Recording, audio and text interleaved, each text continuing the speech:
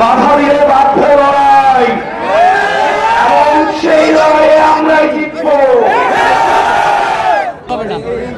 আমরা আমাদের আহ্বায়ক উত্তরাঞ্চলের কর্মসংগঠন বক্তব্য দিবেন, আমরা শুনবো।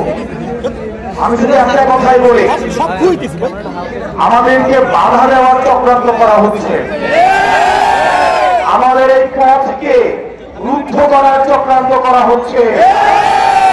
স্পষ্ট করে বলছি, বাধা দিলে বাধ্য লড়াই, এবং সেই লড়াইয়ে আমরাই জিতব। প্রিয় বরগুনার তরুণ প্রজন্ম, দীর্ঘ লড়াইয়ের প্রস্তুতি নিতে হবে। চাঁদাবাজরা ষড়যন্ত্র শুরু করেছে, তাদের বিরুদ্ধে দীর্ঘ লড়াইয়ের আমাদের প্রস্তুতি নিতে হবে, এবং আমাদের লড়াই শেষ হবে সংসদে গিয়ে।